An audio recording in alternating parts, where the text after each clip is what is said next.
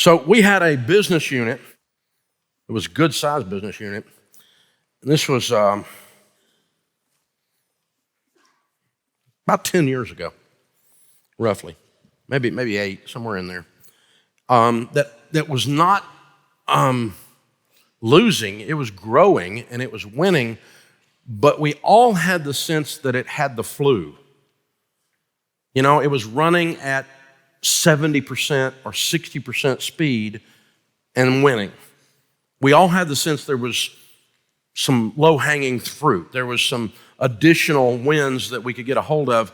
We just felt it, but we could never put words to it and couldn't figure it out. And so I'm coming down on the leader. I'm getting with that leadership team. I'm talking to the creatives, talking to the marketers. I'm like, where is it? Because I know this marketplace is bigger than this. We don't have a marketplace problem. And I know we've got the narrative right. Where are we missing the connection with the customer, with the tribe, to multiply this? Because this thing's running on addition and it needs to be running on multiplication. It's got the ability to go. I could feel it. Y'all know what I'm talking about, just in my gut. And we started talking about it, and finally I got so frustrated. We argued and fussed and fumed about it for about a year. And finally I said, okay, we're gonna go and do an offsite. And they went, you just called for an offsite? I'm like, yeah, we're gonna, this patient has the flu, we're gonna diagnose the flu, and we're gonna freaking fix this. We're gonna come up with a healthcare plan for this patient, and we're gonna get this thing moving. Because there's too much opportunity. Let's put the best marketing people, the best finance people, the best leadership team, everybody. We're gonna put a bunch of us in the room, and we're gonna put the key leaders off this team that's got the flu in the room. And so we got about 10, 11 of us sitting there. And the more I sat and thought about that, I thought, well, that's the same exact people been working on it for a year, and we ain't moved the needle. I got to do something different. So one of my best friends in the world is Dr. Henry Cloud. Y'all got his book, Boundaries, this morning. And Henry and I do all kinds of stuff together. We love each other and have sick sense of humor together and that kind of stuff. And we enjoy a lot of the same things. And so anyway, I called Henry. And Henry does a lot of Boundaries has sold about 10 million copies, and or 12 or whatever. And he does a lot of corporate speaking and that kind of stuff, but he also, little known fact, does a lot of one-on-one consulting with super high-end, multi-billionaire type folk, and goes in and sits in their boardroom and just helps them analyze from their boardroom what's going on, and has the moment like some of the executive coaches have had with you all. I was talking to one of y'all yesterday and said the executive coach says, how long are you gonna put up with that? How long are you gonna put up with that? And about the third time you ask how long you gonna put up with it, you gotta go fix it, right? You're gonna not put up with it anymore. And Henry has those conversations with people that no one else has a backbone to do that with. And so I called Henry and I'm like, Henry, I know you're like $10,000 a minute or whatever to come do consulting, and but I need you to come to Nashville and consult us for a day on this, and what you're going to get paid is nothing. I'll help you sell some Boundaries books on the radio. And he's like, that's cool, I'm coming. All right. So he did it, came as a favor, in other words, and sat in that room and pissed me off. Shamed me to no end. Because the first thing he sits down and says, he says, okay. He always does this thing. Okay, what is your desired future for this? And I went, sell more of it, Henry. Sell more of it. And he goes, that's not what you teach. Detail. And I'm going, you've been here 3 minutes and you've figured out where we're screwing up. And I've been working on this for a year. I'm gonna kill you. I was so mad because we had no detailed desired future. We had nothing to work towards, so no one knew if we were getting there or not. And so everybody's just flailing around out there in the street hoping they don't get hit by a car. What's your desired future? He goes, you can't decide if you have the right staff to execute the desired future until you know what the freaking desired future is, Dave. You can't decide if you have the right cash flow to execute the desired future until you know what the desired future is, Dave. I said, shut up, Henry. I was so mad at myself because I freaking teach this stuff. And I had him fly in from La La Land in California to tell me what I already knew in 3 minutes, but I didn't seem to know it. God, I was aggravated. Probably never happens to you. I know that. So we immediately started laying out a desired future and started going, we don't have the right people in the right seats to accomplish that future. That's why this has got the flu. We don't have the product design dialed in and touching the tribe in this way so that it accomplishes that desired future. And it's by the end of the day, the business model started changing and shifting. By the end of the day, everyone's energy level was triple. All we did was lay out a freaking desired future. And he has a five-step framework that he uses, with desired future being the end thing. That's where you're going to get to. But what are the 5 things you got to do to get there? And you back into it once you've laid out your desired future, just like with the goal. It's measurable, it's specific, and shut up. Oh my God. Then we're doing another offsite, and I called another friend of mine who does them for a living. He does a lot of them. Pat Lencioni. Now, Pat, if you have never heard Pat speak, you need to come to Summit. He'll be speaking, is as ADD as they get. I mean, he's just like, squirrel, squirrel, squirrel, squirrel. He's called me up with a new idea every 20 minutes or something like him. He's got more energy. And he's a lot of fun at dinner, too. He's a spectator sport. But so he comes to our offsite. And I know where we were. We were at this little house we'd rented, this little Airbnb, and we're down in the basement of this thing. And his model is you need to have a thematic goal. You need to have a thematic goal for the year, a goal that has a theme. And that's his same way of saying what Henry's saying with desired future.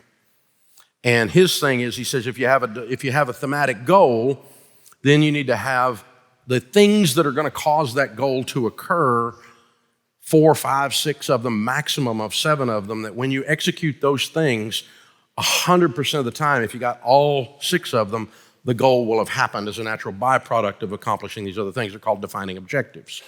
And that's his framework that he works with. And then he gets in an argument with me and starts telling me about how we have too many core values. And I'm like, Pat, we didn't call you here for that. He goes, by definition, if there's 14, it's not core. It's not core. You can't have core 14, Dave. And I said, he goes, it's just asinine. And I said, what's asinine is the size of my company compared to the size of your company, and here cussing me about my core values. Shut up, Pat. We got in a big argument. It was hilarious. And we're going at it, man, and our teams are like, then we go ready. We jump in the car together, and we're all going to dinner with the whole team, and the team figured by the time we got to dinner, Pat was fired and was going back home. No, we love each other, man. That's how we process love. We fight. And so, it's just asinine, Dave. It's just asinine. I said, what's asinine is you coming in here with this attitude with your tiny little butt company compared to the size of ours. Shut up, buddy. And so, anyway, we had a good fun. It was fun. And but we got out of him the defining objectives. The thematic goal thing, we tried to use it for a while. So what I ended up doing, the reason I tell you these 2 stories is A, they're true stories. B, both of them will be with us in Summit. And C, we stole from both of them and developed our combination hybrid of the 2. And that's what we work with here, and that's what we're going to show you guys how to do. And by the way, they both have given us their blessing to steal their stuff and create a hybrid between the 2. Obviously, they're friends, and they probably don't think we're a threat, so it's okay. A desired future is simply where you want your company to be in the next 12 to 18 months. For your business to be effective, you have to have clearly defined vision and goals. Look at where you are now, determine where you want to be, and then ask yourself what must be true to make that happen. This starts with a 12 to 18-month desired future statement. The desired future statement formula has to have specific and measurable things in it, and so it says this: by this date, in our case, we do them in the 3rd and 4th quarter of the year before to hit December 31 of the year following. So we're finishing up the polish on ours right now that will end at the end of 24. So that when we touch 24, we hit the ground running. We don't wait till 24 January to develop the statement for end of 24. We already have it done before 24 starts. We get the 12 months of 2024. Here's what we're going to be doing. We're finishing the polish on that this moment, right now, okay? So we will, by this date, create this or do this, resulting in this. So a measurable thing, a series of activities that are going to create a measurable mathematical result. I'm going to lose 30 pounds in 90 days. So here's an example. By December of, this is one we just made up, 2023, we'll launch our second location in New Mexico, resulting in $1.5 million increase in annual revenue. That's a desired future that you could have. That's not us. We're not doing that. Your defining objectives are how you're going to get there. What must be true that's not true today in order to get there. Select 3 to 5 of those, a maximum of 7. Beat it and beat it down. Usually you know what it takes. It's not 2, by the way. If it's only 2 things, you probably haven't got a big enough thing you're working on. But we need to up our game in these areas or create a game that we don't have yet in these areas. If we do that, we will hit this desired future. If we don't do that, we won't. And then you assign an owner to each of those defining objectives. So for instance, with us, we're sitting on the operating board. If one of the things last year was to increase our, one of our defining objectives last year was to increase our listenership to all of our broadcast properties in total by 15% in the year 2023. That actually happened last year. Then you assign an owner to that. Now, the owner is not by themselves, but they're the tip of the spear. They're the one running it. They're the single wringable neck. That's the person we're looking for. We're going to wring your neck if you don't get this done. Now, we'll help you. We'll help you run blockers. We'll help you fund it. You can put your team around it. You're not running this completely as the Lone Ranger, but you are the owner, the stakeholder of this. I'm a stakeholder. You're the actual owner, the wringable neck. So you're going to come in and report back to the rest of us how this is going once a week. In this case, that 15% increase in our listenership to our broadcast properties was Blake Thompson, who is on our operating board and runs all of Ramsey Networks. He's been with me 23 years. And so that's YouTube, all the different video things. We've got a show on TBN now. We've got all of talk radio and certainly podcast in all of its various forms and locations. And as we went through the year, we learned some things that were part of the measure, and we changed how we were measuring it because YouTube Shorts blew up. But YouTube Shorts, little short clips, are lead magnets. They're not actual broadcast of content. And so we couldn't count those in his numbers because they blew up, and he was up 40% counting those. But that was giving him a false positive on whether he was going to accomplish our other stuff off of his defining objectives. So we made him pull those out, and then he's still at 23%.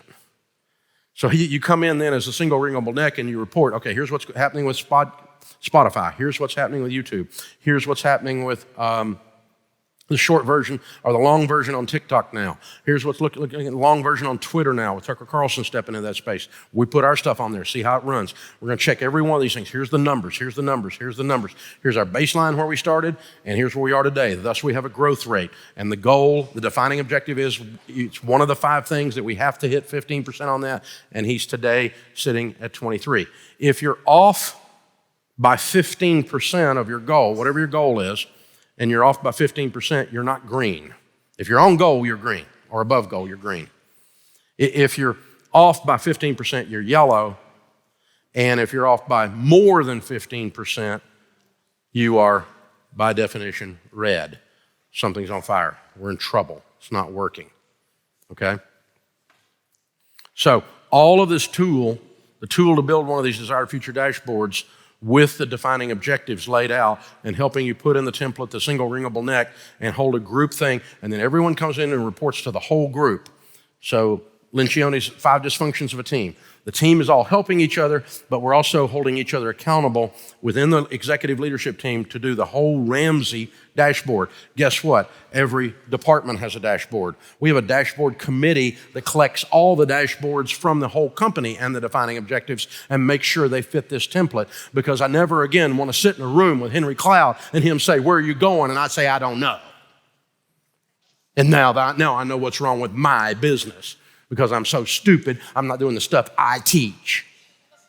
Never again do I want to have that happen. So it's now operationalized that everyone does a freaking dashboard. Never again will we be without one. And the defining objectives and the single ringable necks that are going to cause that dashboard to occur. Now, later today, Daniel's going to talk about strategic offsites, and Falcon's going to come in and hang out with us on other things that we can do to help lay these things in place. But the dashboard, there's a dashboard tool, and it's tied into your meeting tool in Elite that'll help you lay all this out, and then you can just tie it back in, and you can handle it with one-on-ones if you want. In our case, with the operating board, we're doing it in a group.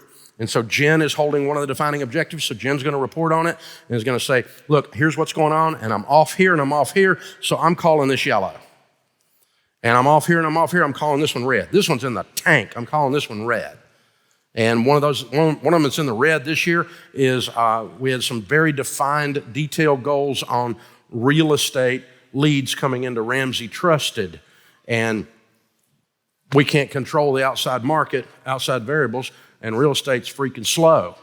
And so our lead volume and our cost per lead on paid is way up, and our lead volume's way down, our conversion rate's way down, our revenue's way down on Ramsey Trusted over any other year because the residential real estate market is slow. We can't control that, but at least we're getting a red report on that. We're getting a red report on it. The single ringable neck's coming in there going, don't kill me, I didn't do it. Kill Biden, I didn't do it. No, don't kill Biden, but yeah. But it's like, he's the single ringable neck. Don't, but yeah. Fire the president. Yeah, but here's all this stuff, right? So we're looking at the outside market and we're going, okay, this is what's going on. So is Herb Jenkins, that runs Trusted, doing the best he can do with what he has? He's bringing his exec team in. We're all looking at that. We're going, is there anything else we can do? Is there anything else we can do? No, it just sucks. It's red. And if we don't make our goal at the end of the year, this is going to be one of the reasons. Because this thing's, it's an anchor dragging along behind the boat right now. Right? See how that works? And you're all talking to each other, you're all lifting each other up, you're all holding each other accountable, and you've got that single person that's driving the lane, put the ball in the hoop, drive the lane, knock the bodies out, boom, drop that ball in the hoop, right? Get up in the air, drop it in there. And if you're not doing that, how can we? Well, you need a trampoline, let's get your butt up there, let's do it. What do we got to do? And we start talking it through, and we do this every week, and we wear this stuff out, red, yellow, green, red, yellow, green, red, yellow, green. And if all your defining objectives are green, by definition, the math would occur that causes the desired future dashboard to occur. So if you put in there, we want to increase revenue by $2 million, how are we going to do that? Well, we're going to increase sales, and the sales manager's got a single ringable neck. And we're going to, the recruiter's got a single ringable neck because we got to get more salespeople on the team. And you got, defining objectives to increase sales by the end of the year by that much. It's simple. It could be a very simple one, right? And you still got them all there, but these are the components that cause that to occur. We can't do it with the existing sales team at the existing sales rate. So what must be true that's not true today that will cause this to happen? Those are your defining objectives. And go back and do those things over and over and over and over again. This is strategic thought, which is the only reason I love it, because it's really glorified goal setting, right? And this is when it works. It really gets there because I can push and pull, and I can run my business, and I'm looking at these dashboards. I can pull up dashboards on our stuff, on our software from anywhere in the company at any time and see what's red, yellow, green. And just like I can pull up red, yellow, green on the employees in the weekly report and see what their attitudes are, their stress level, their morale level, right? And all this stuff. I got lots of little smiley faces that are red or yellow or green around me. But they're all indicators, and real quickly, the primitive mind can pick that up, and I can process lots of information in short periods of time and manage a fairly sophisticated large business without me being in every detail, just doing these drive-bys. And you definitely can do it, when you're running a $10 million, $20 million operation that way. It will change everything. It'll just be like somebody turning on the lights in a dark room. That's what happened when Henry Cloud said that day. That's why it's so emotional for me. Well, where do you want to be in 5 years? And how are you going to get there? What's your desired future? I went, shut up. We want to make more money. God. Never want to be there again. So, being a business owner is hard. You got to do this stuff over and over and over and over and over again. My friend Zig Ziglar used to say that people often say that motivation doesn't last, and neither does bathing. That's why we do both often. We got to do it over and over and over again. And your leadership team does it with you. That's why there's important to do events like this, events like Summit. It's why it's important to have a rhythm with a coach. It's why it's important to be an elite. It's why it's important we do the same stuff we're asking you to do. It's how we got here. These things, none of these things we're doing are something we teach and don't do. These are things, this is our playbook that took it from a card table in my living room to a $300 million company with 1,000 team members and a major national brand. That did not occur as an accident. I was not lucky. I am inordinately blessed by my Father in heaven. I am not confused that we would not have done this without his touch on this. I'm not questioning that. But we also know that we've gotten better every year. And even as late as 8 years ago, I can sit in a room and relearn something I know and polish it and take two good friends who are brilliant in the space and steal both their stuff and mix it together and act like I created it and move on, right? So there's no better way to do that kind of stuff than events like this. That's how it works.